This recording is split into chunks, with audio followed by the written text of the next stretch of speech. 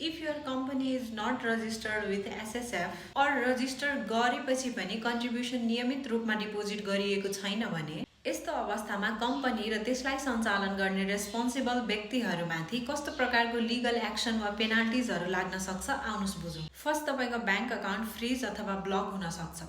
Second, तपाईको कम्पनीको कुनै पनि सम्पत्ति मुभेबल वा इमुभेबललाई फ्रिज वा रेस्ट्रिक्ट गर्न सकिन्छ।